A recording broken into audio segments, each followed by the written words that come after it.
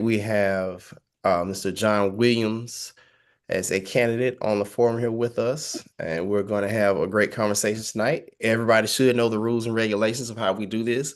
Uh, there's no disrespect. We want to work in an orderly fashion, very professional. If you have any questions, please make sure you use the button to raise your hand, and we will bring you up, and we will unmute your microphone and allow you to ask your question. Um, and so we just want to get to know Mr. Williams here, his platform, and what he wants to do for Senate District 35. So right now, I'm going to give you the floor, Mr. Williams, to give your opening statement, and we can Okay. get started. Good evening, everyone. My name is John Williams. I'm your candidate for State Senate District 35. I'm a longtime resident of Cobb County. That's where I've been for the last over 30 years now. I've been very active in the community. I've accomplished a lot, which I knew we'd talk about tonight. I'm married with two children, products of Cobb's system, a grandchild. I have a grandchild, his name is Zaire, which I love. Love everybody. Don't get me wrong, but my grandson, that's my heart. Uh, what else? I would don't ask me questions. I'd rather go into a conversation. That's my style. So this is perfect. Just kind of that's who I am. I want to be a next state senator. My degree is in engineering, but left corporate America. Uh, so I took I've designed airplanes to doing landscape. So I've done it all. So that's why my hashtag is of the people and for the people. I figure people are the ones going to make decisions about what happens. And so that's why. Uh, you see me everywhere in the stores you're in the parks, just where normal people are, that's where you find me. That's who I am. All right, we love to see it. Yes, All right, so sir. So I'll get started with some questions. My first question is, what made you want to run for this seat? I felt the need. Um, at this current time in the climate we're in, everything is so polarized. Everybody is one way or another way, and I've been able to work across the aisles and get things accomplished. When I talk to people, I listen and I try to make things happen. And I mean by that is I don't make things personal when I'm talking to you. If I'm talking to any elected official, what I do with them is I listen to what they're saying. If I disagree with them, it's not about their personality. It's about their policies and procedures. And that's my reputation for the last 30 years in this area is that. I'm known for that, to be able to work across the aisles, dealing with people and listening. My biggest thing is I listen to people.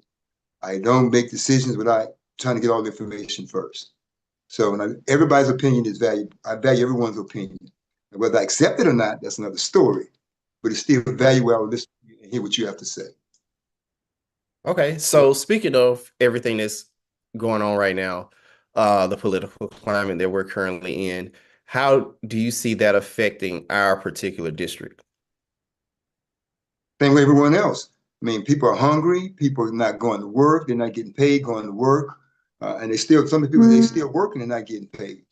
Uh, the prices are going up. People affordability for housing. People can't afford the houses anymore. I mean, we have to do better. And again, it's because we're not working together. We're looking at one particular side and not looking across the aisles. So my thing is we have to find a way common ground. And common ground is listening. Find that ground of going to getting what people want and not just what politicians say they need. So Okay, that's and my biggest. I'm how do you sorry. feel is the best way to go about that working on the state level? Again, listening and finding out listening to everybody across the aisle, listening to my colleagues and talking to people in the community. Some people are saying, hey, look, we need better housing, affordable housing.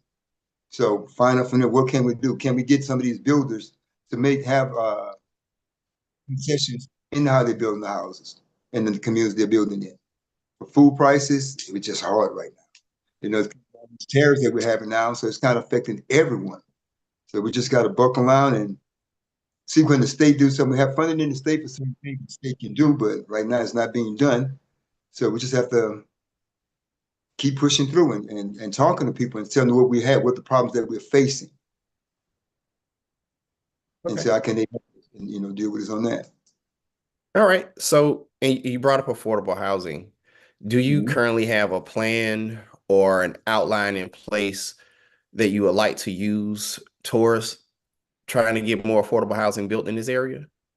Well, one of them, like I said earlier, is you give builders concessions, like you build like 20% below market value, and you build at market value right below, so people can move into them. You give builders tax breaks to say, hey, look, here if you're going to build 30 condos in the area, townhomes, then, let's say 10 of them have to be below market value to allow people to move into these areas, because now housing prices are so high. I mean, when I first bought my house was $120,000, $130,000. The same house now, $400,000, $500,000. It's like, Right. so how can you afford, and the wages have not gone up, and then people still suffer from. So that'll be my biggest thing is give a tax break with builders to try to help. All right. With builder concessions and tax breaks, I see that happening often in the city of Atlanta. Mm-hmm. But what I've noticed is once the buildings have been completed, the builders pay a fee or a fine, however you want to look at it, in order to not reserve that percentage they agreed to be affordable housing. How can we avoid that in this district? How you can avoid that is you make the fines outrageous. You don't make the fines if you don't build the houses, you get a $20,000 fine. No, if you're supposed to build 30 houses, 30 condos, and each condo is 300, typically 300,000, and you don't build it, your fines are $300,000. You don't make these small fines. You make the fines to where they're pushed to say, no, I'd rather build this and pay that fine. That's the key. We're making these fines so minimal, so they'll do it. Case in point, when the gas prices, when things were going bad with gas prices and people had shortage of gas, people were gouging people and they were telling them, I'm charging you, I made $10,000 off the gas and my fine's $1,000. Okay, fine me 1,000. I made 9,000 profit. But if you're telling me that you're going to fine me for every house I don't do with the cost of the house, yeah, they'll acquiesce to it. Okay. All right. So with that, more housing, more affordable housing, we have to talk about infrastructure. The biggest issue we have in the state is traffic, specifically in the Metro Atlanta area. Do you have, as an engineer, do you have any plans or solutions that you would like to implement As an in engineer, regards to that? mine was mechanical, so I designed airplanes when I did mine. So, but Anthony, Okay. I wasn't civil, I was mechanical. But I do have a plan. Some things would be like sometimes you have traffic, it's just hard traffic. So instead of having almost stop signs and lights, go to roundabouts. It really works. They're doing a lot more in the Cobb area, which they didn't want to do initially, but you have to now. And transportation has to be affordable also. Busing has to be affordable for people. It has to be in an area where people are actually using the buses and not just saying we're going to put them there and they're not going to a place we need to go in. So with that, and also build more work here, live here, play here places. Build them in the area where people want to stay and not have to travel so far. Because now a lot of times, most people don't even work in there, don't live in the areas they work in. They have to travel so far because they can't afford it. So now Right. let's try to do that with that. So what are your feelings about public transit, light rail in specific, in regards to not just expanding MARTA, but across other transit systems in the area? I think it'd be a great thing because, as they say, in the next couple of years, the metro area is expected to receive about 2 to 3 more million people. As they say already, we full. So where are you going to put them? And you can't put them on the highway because the highways now are not designed for that. In fact, the biggest thing that happened was where the design is always based on 20 years previously what we're doing, and Right. they didn't produce this type of growth. So light rails, I think, would be very effective in these areas because people So how do have. you, I'm sorry. oh no, go ahead. I'm sorry. I didn't mean to interrupt you. No, go ahead. Your question may give me a different perspective on some things. Well, I was going to ask, how do you overcome those objectives? People who object that, um, specifically in Cobb, being that they have been against expanding MARTA into Cobb County literally the entire time. Well, things are changing. That was the old guard in Cobb County because Cobb was This is a reputation when I first moved here. It was called Snob Cobb. That's no longer the case anymore now. Cobb is actually a part of the metro and not exclusive from the metro area. So to have things that the leadership has changed. So with that said, things are going to change. And I would definitely push for that to change because in my area, there was a bus route initially. We didn't have a bus like bus route 25 in my area. They said they didn't want to have it over here because they think people are going to use it. Now it's one of the highest used routes in the county. So where they have to sometimes force them to see what's real, not perception, but reality. Okay.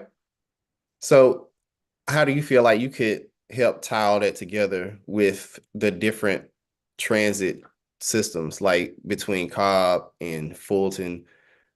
Specifically, well, South Fulton, we don't have one as of yet. So that would be still considered MARTA in this area. Mm-hmm. Well, like you just said, make them see what's really going on. Show them that the population there needs it, and show them what the benefit of them by putting buses in those areas. How it benefits them also. Because most companies, if they don't see the benefit from it, then they don't want to do it. We have to show them that there will be riders on the buses. So and then in the city itself, they can show where people are coming in spending money because they're riding the bus. They're getting around better. They're going to different shops. They're going to different areas. So now, to make sure you're more attractive, also, the people have transportation. Everyone doesn't have cars. And the prices of cars are going up now. Public transportation is going to be a big thing for people, even with people that they call themselves upper middle class, middle class. They're going to start riding the system too, also because of the price of cars and parking. Because parking is outrageous going anywhere a lot of times, just the cost of it. So forcing to see that there's the benefits of having these transit systems. Okay. In addition to transit being an issue here, below I-20, as you know, we lack a hospital. And that's something that this community desperately needs in this area. How would you go about trying to get us that certificate of need so we can get a hospital built for our community? What you just said, certificate of need. That's the key, showing them the need for it and pushing people to say, hey, this is what we need in these areas, and show them the disparities in it and show how these affluent areas, a lot of times they get 4 and 5 hospitals. Is it for profit or are you actually trying to help people? So a lot of time calling them out. A lot of times people behind closed doors, I mean, they get in public, they want to be all nice with people. But a lot of times that can't be the thing it takes. It takes being in public saying, hey, look, there's a need. You say you're for healthcare, then show us you're for healthcare, not just for profit. So making and showing that people are important, that we need it in these areas and show the disparities in it. And like you say, sometimes we have to offer incentives to them. The biggest thing that I've seen in the state of Georgia, how Georgia operates with anything, they offer tax breaks. That's why so many companies are moving into the area. So the hospitals do the same thing on the land they're trying to acquire. Give them a break on the land they're trying to acquire. So there's a need that people are going to come because you have to travel so far.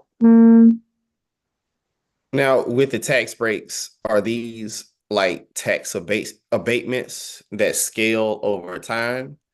So it starts at 100 and then drops to 90, 80, 70, so on and so forth? Or are these just full-on tax abatements forever? For some hospitals, the way things are going, I would say long term. Because you start dropping it, once you drop it to a certain point, once it ends, well, they can be like, you know what, we're not making any money, let's move. That's what happened in certain areas. They figured they were making any money, and they moved. So if you offer it to them like the other businesses, then they'll stay. In this country, it's not about healthcare. It's called affordable healthcare. And for us, they have to feel they can make. That's it. Show them it's affordable for you and for us. Have to make it work for everyone. Okay, so how would we, as a community, make up for that loss in tax revenue without our personal taxes being raised? But right now, the state is booming. So your property tax wouldn't have to be raised. You wouldn't lose anything because we have such a surplus in the state right now. And that would be the biggest thing. Property tax wouldn't have to be raised. And some things you can do also is, like in this area, I talk about Cobb like that's where I live. That's where most of my work has been. A SPLOST always works for everything. Special purpose local option sales tax. You always get some things done on that way. So a 1 cent sales tax can generate so much, so you won't lose that. And that can be an incentive for All them right. also, showing, hey, we're going to have to offset some of the costs. Okay. One thing that's come up specifically, it's been a hot button topic across, I would say, the South, and it's now reached Georgia, is the elimination of our state income tax. What is your position on that, and how would you handle that situation? If you eliminate state income tax, the money will have to come from somewhere. Mm-hmm. That's correct. So where does it come from? I mean, your property tax is going to have to go up. Because right now we're in a boom, but we may not always be in that boom. So we can lower the percentage of tax rates, but to actually eliminate it, I don't believe we should eliminate it because of that reason. Because it's going to come back to bite us one day. And I want my Right. grandkids to have to fight the bullet for something that we did now. I know it may not Right. be popular, but that's real. That is reality. Because the world's always in a boom like this. So just because it's here now, it may not stay forever. So let's make sure people property taxes don't rise, because that's what hurts people more than anything. Your property tax is going. So that's how we can do Trust that. me, I understand that because my taxes. So we have our first Yes. question from the audience. Rashard Snellers, could you unmute your mic, please? All right, thank you so much. So you were previously talking about eliminating the state income tax and that the money needed to come from somewhere. So in the state of Florida, they don't have state taxes, and there's a measure to eliminate property taxes. Is that a model that we can replicate here in Georgia, or are the economies different? What are your thoughts on that? Well, the economy in Florida is different from here in Georgia. Florida is a tourist state, period. That's how they make their money. So they're always having things coming into them. And we don't have that. The metro area can survive that, but the rest of the state couldn't. Because a lot of the rest of Georgia, if you leave the metro area, a lot of Georgia is rural. So the rural counties couldn't survive that. That would be my biggest thing on that. That's why Florida can do it, because the entire state is based on tourism, and Georgia isn't. Thank you for that. Back to you, Mike. Thank you for the question. Thank you. All right. I'm gonna piggyback on that. You did make a good point that everything in Florida is based around tourism, obviously because of the weather and the access to beaches. Do you think that is something that we could spur in Georgia in regards to casinos? That's something that we have been fighting about for some years now, getting casinos here in Georgia. Do you think that could spark tourism? Because the way I understand the way the previous bills have been written, the casinos would be strategically placed around the state for that specific reason. Well, with that, it could work with their drawbacks on it also, because the states that have a lot of with casinos now, they find a lot of gambling problems also. You become, and a lot of time you have these casinos, it's not the people you think are going to go to them. It's not the affluent is going to go. It's those that are desperate that are going to go a lot of times. So they put themselves in worse situations a lot of times. So if you put them in certain, it may work, but again, you have to look at where they're placing, because a lot of times the people you think are going to them are not the ones that are going. The people who need the money the most, that are hurting the most, are spending money at the casinos. Okay. Do you feel like that could be a source of tax revenue to offset the loss of a state income tax, considering that people in Georgia who do gamble and go to casinos, there are casinos close. So we lose millions of dollars in revenue to North Carolina, Florida, Alabama, Mississippi, casinos that you can go and come back in the same day. So do you think having those here would be able to keep that money home where we could use it for our needs here? But again, it depends where you place them. How they're located and how they're structured. What percentage is the state getting from it, and things of that nature. But again, it varies. Like I say, a lot of times they put them in places where the people who need the most are the most desperate ones that are going to them. I know what you're saying. They're traveling out. A lot of those people may or may not go. But it could work. But again, that'd be where they're placed. But it could All help, but it's where they're placed. That'll be my concern. The right. same thing, How do you I go along that same thing, scholarship. When the Hope Scholarship came along with the lottery tickets, right? with the lottery? Yeah. Initially, the Hope Scholarship, people, a certain GPA, but a certain economic level, right? Then they made across the board. So what we thought we were going to gain some stuff, we lost some of it. If they go back and take even the lottery itself and go back and redesign it and go back to it designed for lower income kids, those who need it, that would be generate some income also. So again, how is it structured? That would be the big, how is it structured? Okay. That makes sense. So what would be your focus in regards to this first year? Because this election is for the remainder of Jason Estevez's tenure. If I understand it, you would have essentially 1 year and then it's back to campaign season again. So what would you focus Absolutely. on in this 1 year to get done in a short amount of time? But I would focus on this 1 year, and when I win again the next time also, the next 2 years, or the next 3 years, I would focus on really trying to get education a major priority. And not only education, but lower education. Whether that is the pre-K, Head Start, things up to third grade. The reason I'm saying that is right now our prisons are based on third grade reading. Because up to third grade, you learn to read, up to third grade, you're reading to learn. So we can focus on lower education where we get them the things they need, make sure our kids are taught and be able to read. In the long run, it affects us all. Now they become productive citizens and not a burden on the state. Because we don't need as many prisons anymore now. My biggest thing is, which I find is, if we're saying that we're building a bill for education, doing stuff for education, it seems to be, I don't know if it's framed properly or pushed properly. Most of the time they're voted down no. But we'll say we get money for a new prison or something, all of a sudden everybody's for it. Because they say crime is high, but we can get to show them where, hey, if you put the money on the front end to help these kids out in the long run, it benefits us all. So that'll be my biggest focus on making sure lower education is funded. So everything, it benefits, it shows how it benefits us all in the long run. Okay. So with education funding, a big thing here that's been going on for the last few years are school choice vouchers.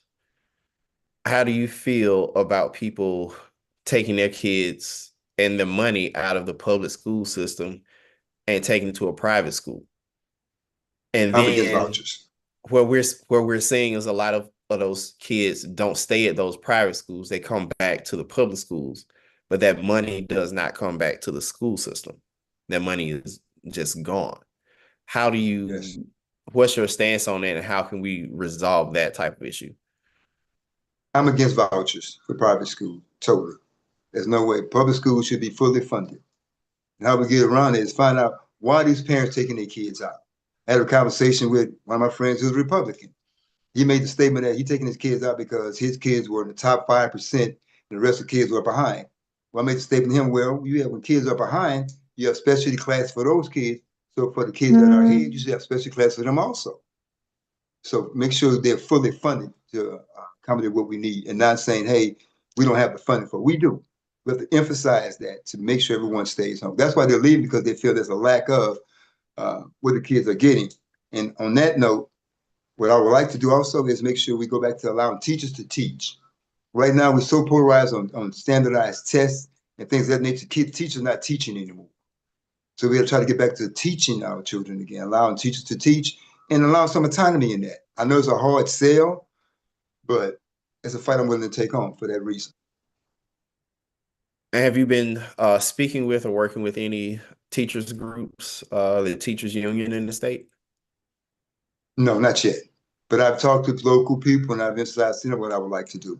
Like one of the things I had a conversation before, one of the classes that kids can help is like an economics class. Everybody wants to blow the system up, but the system may not be broke. We may not utilizing it properly.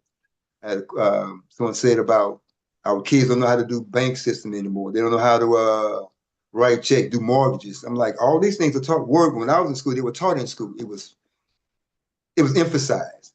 Now it's not.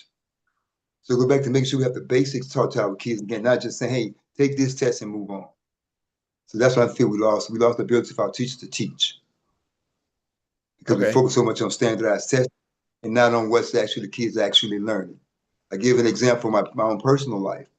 My high school, I'm from Louisiana, my high school was not a college prep high school. It was a typical country high school where the highest class math in my high school was algebra 2. Well, to be an engineer, you have to start off in calculus.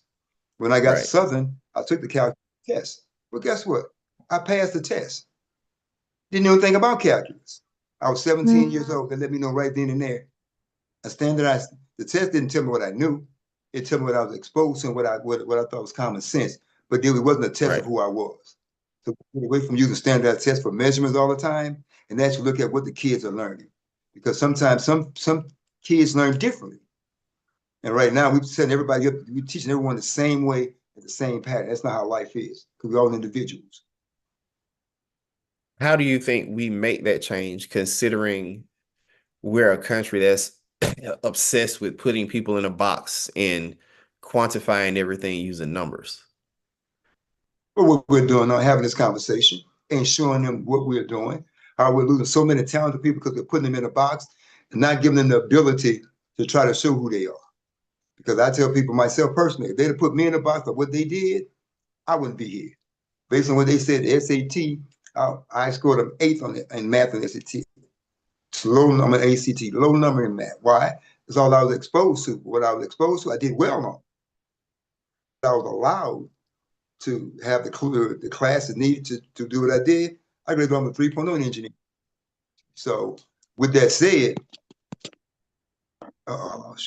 that's what I'm saying. We have to go back to showing them the value of it and emphasizing that on the ability of having individuals learning and not saying, hey, this is all you can do and get away from that. But I told my wife, this happened over 30 years ago.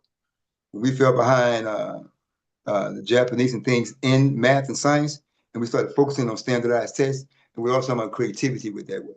Because everyone is not brilliant in some subjects, but they may be brilliant in life in doing certain things, but not afford the opportunity.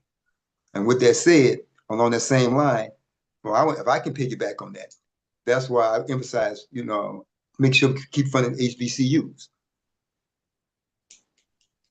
Okay, so you mentioned reason. something. You just mentioned something as Yes, far sir. as creativity, because not every student learns the same. If people have different strengths and weaknesses, and in the school systems, they have been cutting out a lot of the arts programs, a lot of the music programs, the creative aspects of schools, with even more funding being cut on the federal level that we're not receiving in our school systems.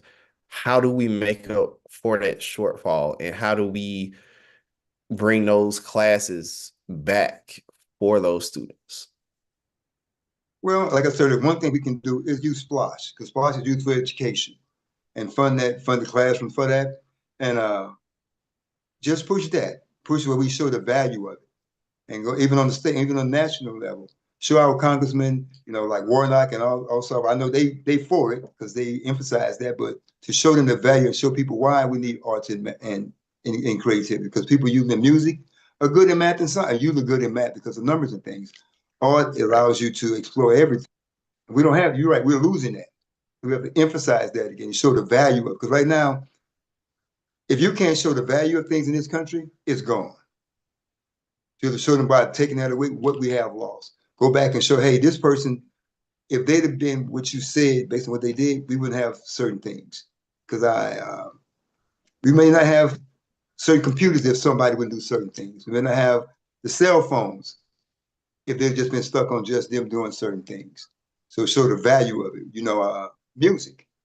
So music, we lose music now. We lose everything. Show the value and emphasize that and show, hey, this is what we need, not just something to get rid of, and show why we need it, and show how it allows people to do more. Okay. This region, this area is home to a lot of small businesses, entrepreneurs. The previous senator was big on incubating small businesses and making sure they were successful.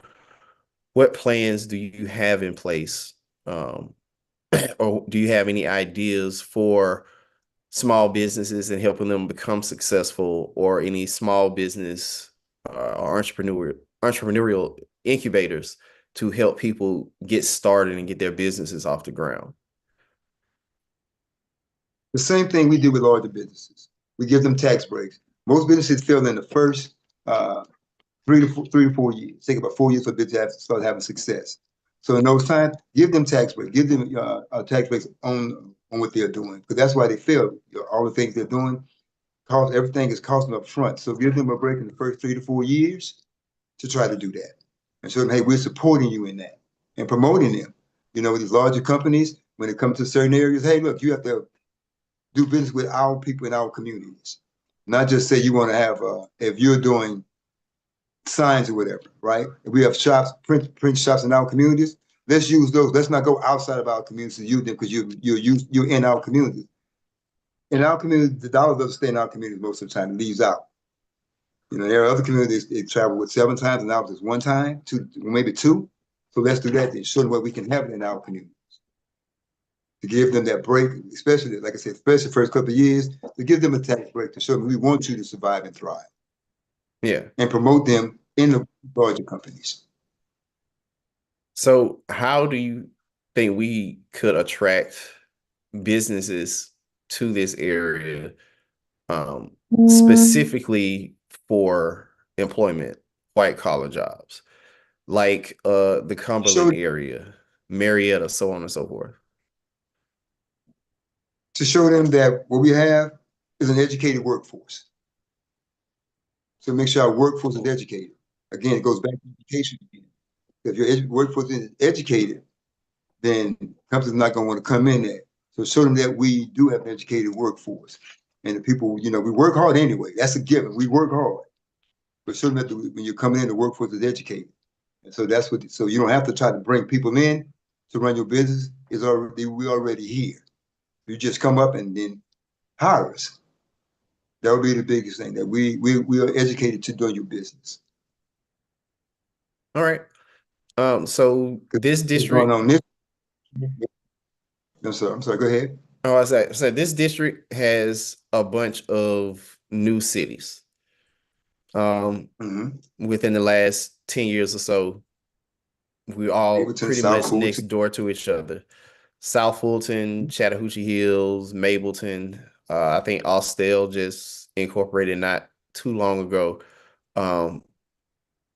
There was a push for Vinings to incorporate as well.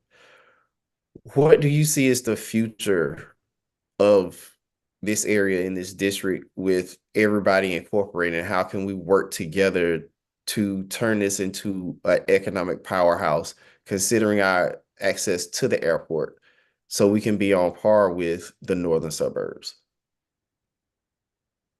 Is what you just said. Everybody working together. We'll get the leadership together and say, look, Austell, Mableton, South Fulton, Chattahoochee, say, look, let's form a plan. What can we bring to our area? We all benefit from the show. Because that's what the North did. It wasn't just one area. They got together and said, how can we impact our area? So the same thing, the leadership in the South has to get together and say, look, how can we grow? Not just how can my city grow, how can we grow? Because as you say, we all attached together.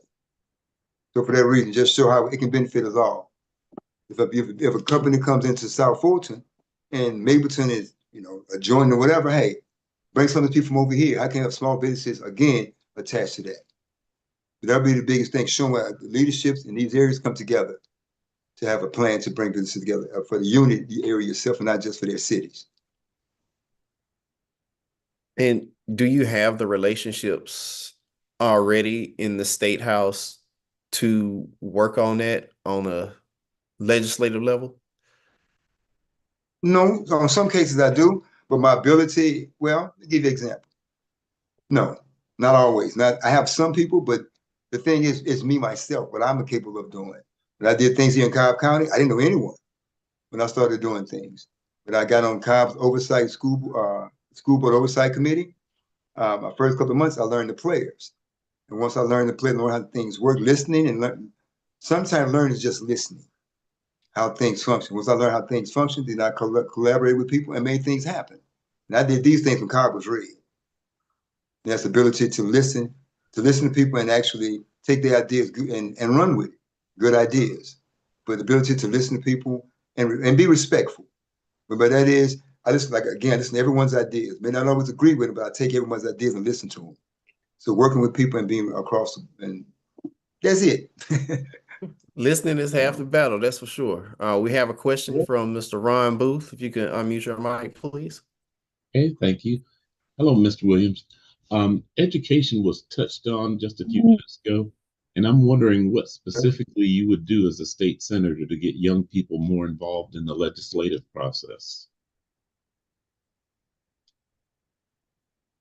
Okay, I would love to have meetings with everyone. In other words, if you have a meeting in your area, invite me. I want to have not only just, town hall meetings, but small meetings with leaderships. If you call and say, Mr. Williams, look, I have about 5 of my friends. We have a business we are trying to do, some things we are trying to do. Can you meet with us? If my schedule permits, absolutely. What their need and push. All right, thank you for that. And I'm sorry. I'm sorry. I lost my. I'm back. Yeah. So yes. Yeah. And again, let me back it up. I do have more connections. I just thought about it when I started thinking in my head. I do have a lot of connections on the state level. A lot of them know me, but they know my work. So do know and educate again. So yeah. Mr. Booth, to answer your question? You did. Thank you for that. I appreciate it. All right, thank you.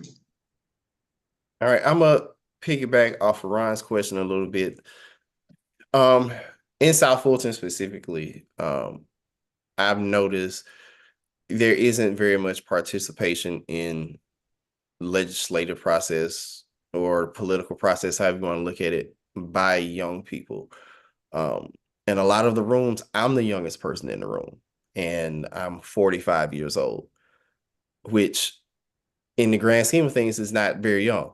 So how do you suggest, or what plans do you have? I'm sorry? I'm sorry, could you repeat your question? Your question was kind of choppy in the beginning. Can you repeat your question, please? I'm sorry. Oh, my apologies. I said I was piggybacking off of Ron in regards to young people. And how can we get more young people involved in the legislative and political process, specifically on the lower level? Because in my experience here in South Fulton, a lot of the meetings and things that I go to in regards to local politics, I'm the youngest person in the room at 45. And I feel like younger people need to be in the room and sharing their voices, but they're not there. How, or do you have a plan to get younger people involved?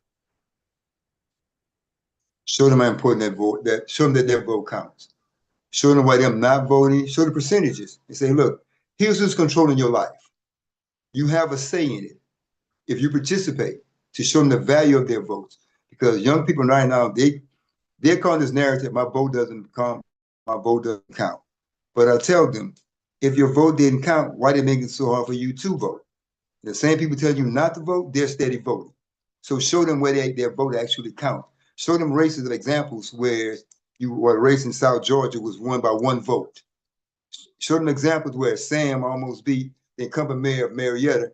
He only lost by 87 votes. Show them these things. Well, listen, if you get involved, you make decisions yourself.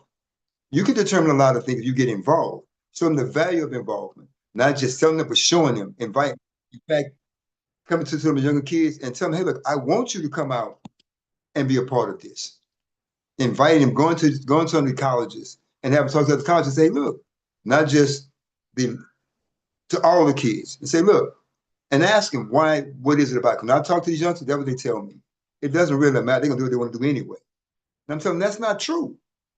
If your vote didn't matter, why are they making it so hard for you to vote? Because they have so much apathy now. That's their biggest thing. To show them how important it is to go back to show that we got to where we are now because we voted. And things are being taken away from us because we're not voting. So emphasize to them as the value of them voting, not just tell them I want you to vote, but show them why their vote counts, and show them how close some of these races are when they do vote, and show them how your voice can be heard. Just because you're 18 and 19 and you're eligible to vote, You have a voice. Express it. So that's what we have to emphasize to them. You have a voice. You're not silent. No, you have a voice. Use it. They right now don't think their voice matters, and it does. Do you have any plans on using any young people in your campaign to express that? Everybody, most people in my campaign who are helping me are in that 30 range down to 18. So I don't have a lot of older people in my, I have some older folks, but I have a lot of young folks in my campaign already helping me by emphasizing it because they know how I am. In fact, when I was every year, until the last year when they stopped this, last couple of years, I've always gone to the high schools and did voter registration drives for 18, 19-year-olds and show them, hey, look, you're about to be of age. Don't let no one else determine your future without you being a part of the process. So emphasizing to them and getting them involved, going out to them, having them register to vote and pushing for that. That was the biggest thing, pushing for them to vote and going to the schools. Senior year, I used to go twice a year, in the fall and in the spring. I know kids about to turn 18, hey, register to vote, and then give them information, do research. Don't just vote for a candidate because do your research. Be an informed voter. Don't just vote because somebody's telling you. Be informed because kids now, everything at their disposal. You tell them anything now, first thing to go into their phone. So look it up. So you can show them, hey, look, I need you to be a part of this because you count more than you realize. Indeed. And the youth that's what motivates me, the youth. I mean, my grandmother always said, surround yourself with young people. They talk about growth and living. Old people talk about dying. So she wasn't wrong about that. All right, we have another question from Richard. Please unmute your mic. Thank you so much. I just wanted to encourage the audience, if you would like to ask a question, please use the reaction button and raise your hand. Now, Mr. Williams, in the city of South Fulton, we recently ran into a situation where in our charter, it says that our millage rate can't increase beyond a certain percentage, but the city council was dead set on getting rid of our millage rate cap without it being placed on the ballot for without it being placed on the ballot. Now, what are your thoughts on municipalities being able to remove millage rate caps without the consent of the actual taxpayers? I'm against it. Again, because it's your money they're taking. You should have a say in it because you're making a decision on it. So that's why it should be voted on. It shouldn't be about a backroom deal on that. No, the people should decide if that's what they want. It should be up to the people because it's on you. Either way it goes, the people are going to suffer or benefit. So the people should make that decision, not the leaders like that. No. Now, part of the problem was there's with home rules, it gives the municipality the authority to do this. So there's a conflict within our city charter and then the home rules powers. So do you have any thoughts on how we get around that, how we make that more fair for all parties involved? What are your thoughts on that? Bring leadership back together and pass local legislation. Bring leadership together, find out where the disparities and why they exist. So bring them together. All right, thank you. That'll be the biggest thing. Quite welcome. Thank you. You might. All right. I'm going to slightly piggyback on Richard's question in regards to the city of South Fulton.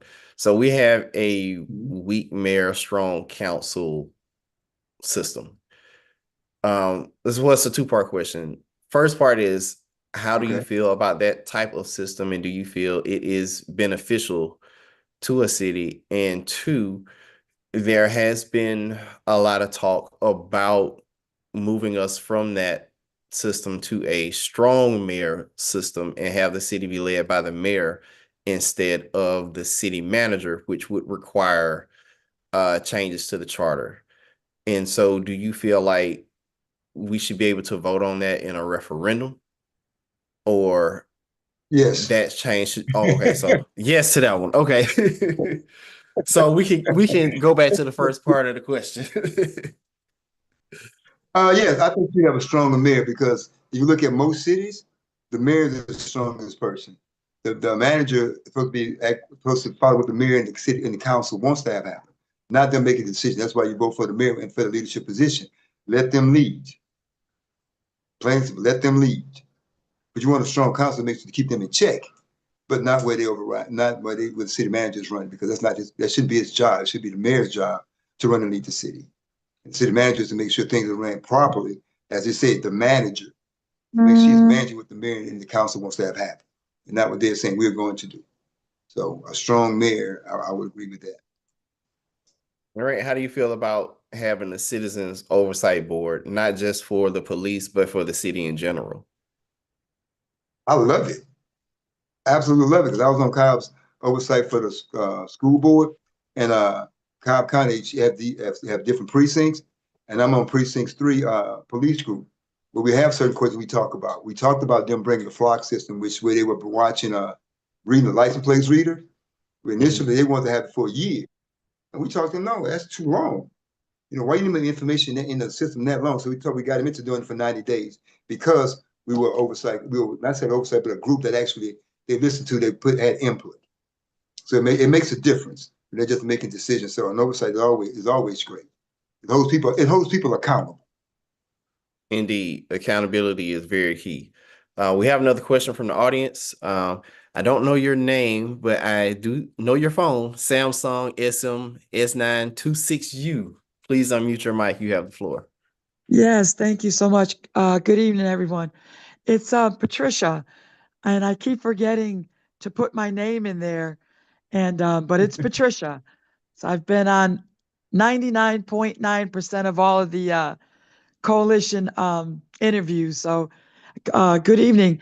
So my question is, and it's always been for 99.9 of all the participants on the coalition site, is we've been gaining a lot of momentum at the Capitol with the House and Senate committee involving HOA reform. And what are your thoughts, if any, on HOA reform in regards to helping homeowners have better protections against boards that are not at the level that they should be? I'll put it that way. Oh, I agree with you. HOAs have too much power. They just have too much. It should be something to do where they can't just dictate people. You know, if it takes legislation to change that, so be it. But right now, they just have too much power. You know, they should maybe just come to take your home based on if you don't acquiesce to what they want. No, or just give into what they want. No, they have. So I'm with the legislature of saying that no, let's change the HOAs. I'm with that all the way. They just have too much power. Thank you. Thank you so much for that. We do have Senate Bill, I think it's 106, 107, and 108. That's in the process. I'm not sure exactly the where it's at, but looks like it's going to be gaining some types of approvals. I know that Donzella James and Senator Kemp and Senator Bass and a few others have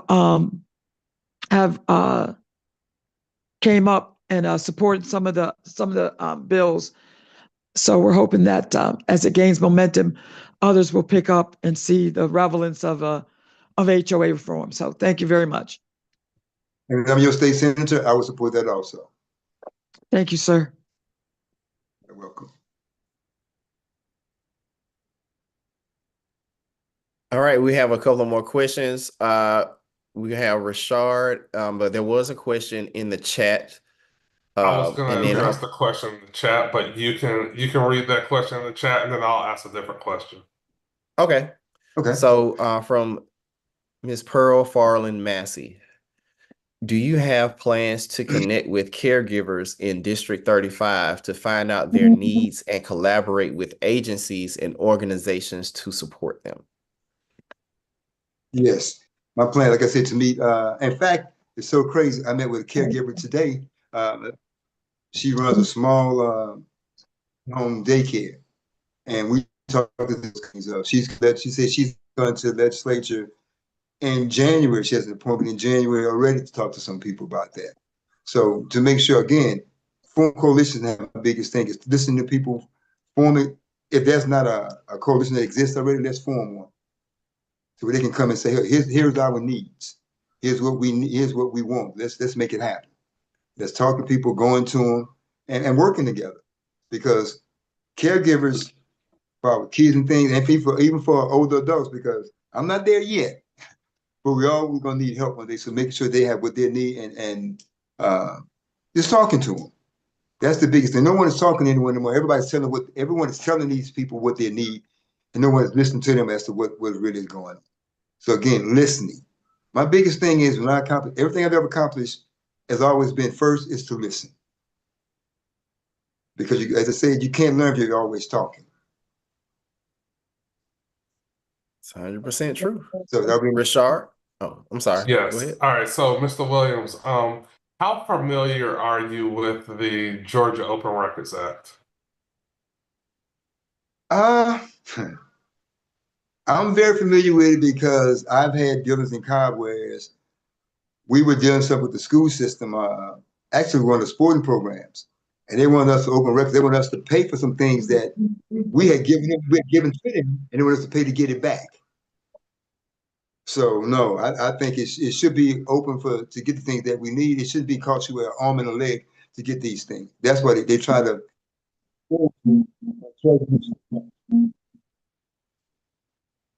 Yeah, you were breaking up, but I'll just ask the second part of my question. So, with the Georgia Open Records Act, this is an issue that we have in the city of South Fulton, not adhering to the Open Records Act. I will actually be in court with them tomorrow morning on this, holding them accountable for this. What ideas do you have to make it easier for people to hold government agencies accountable without having to take them to court? And the reason I ask this question is because when you go to the Attorney General's office, they're supposed to enforce this, but all they really do is just send an email to the city or to the county or whoever it is.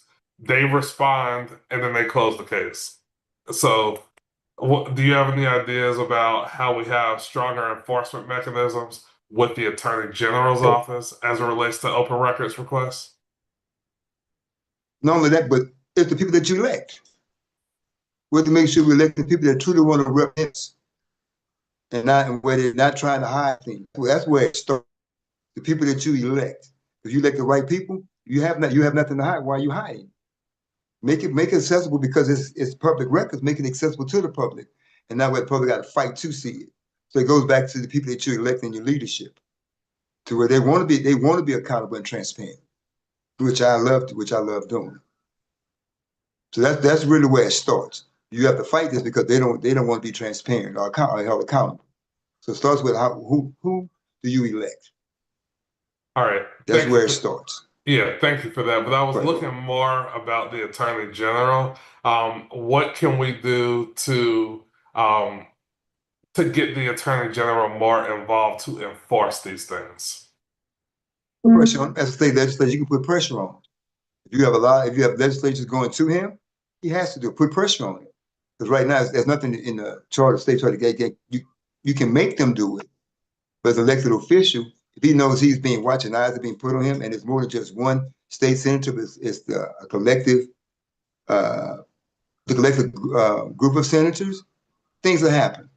But it can't be it has to be a group effort. So we're emphasizing him, hey, this has to happen, and putting pressure on him, hold him accountable, and not letting him get away with just writing a letter.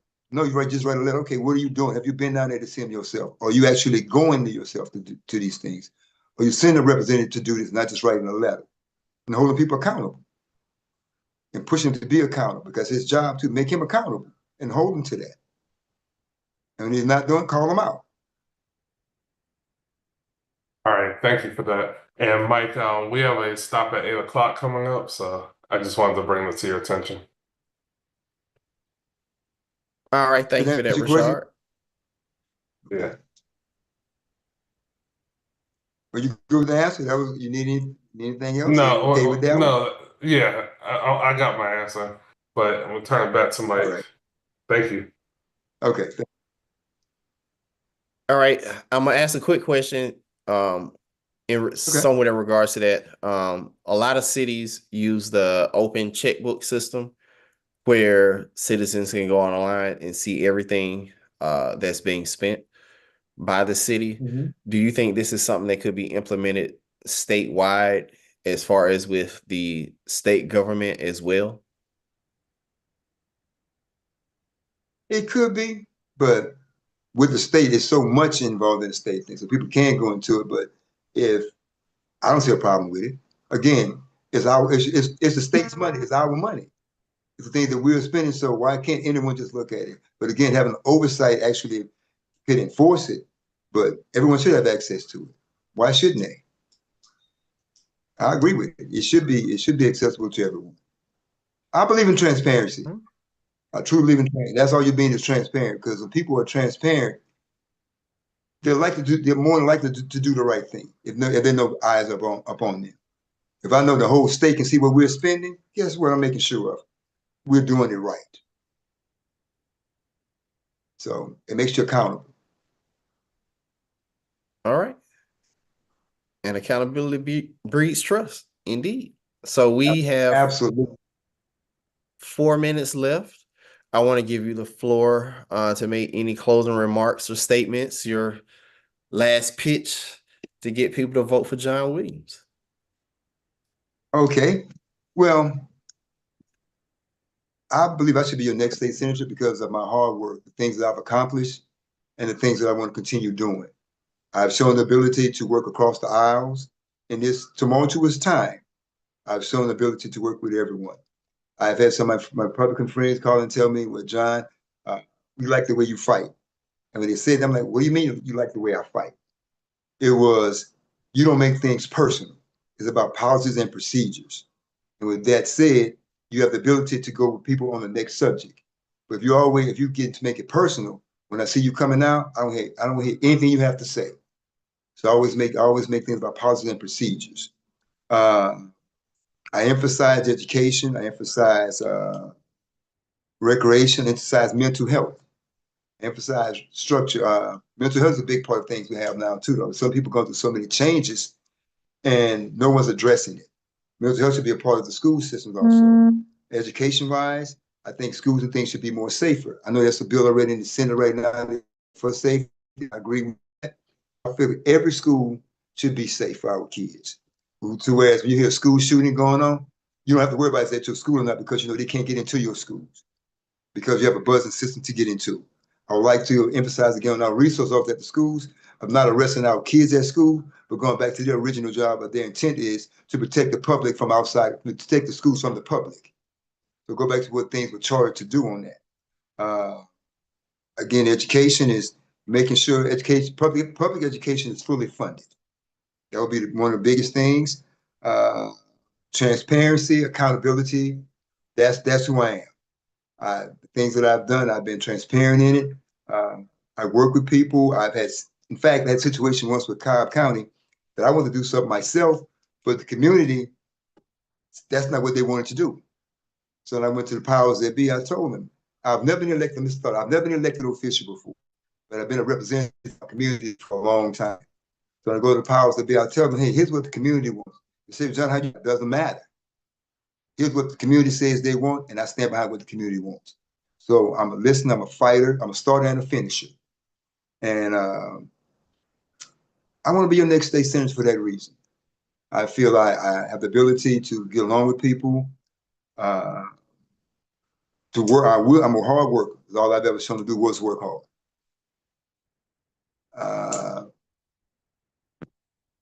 That's me, a hard worker. All I do is work. I work to make things better. So I would like to do that on the next level to show that I can be inclusive and not dismissive.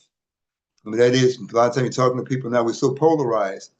Everyone has their own opinion of something. It doesn't give anyone else a chance to hear what they have to say. I listen. That's the big thing. I listen.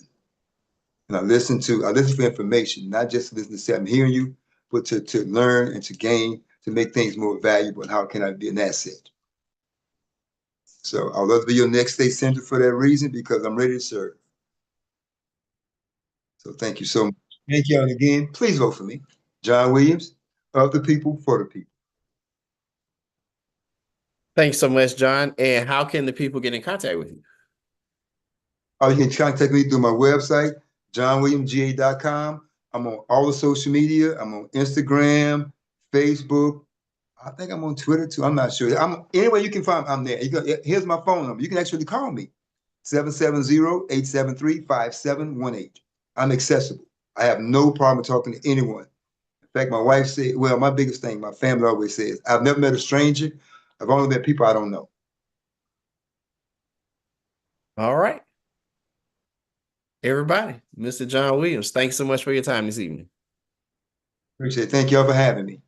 Thank you. You're very welcome.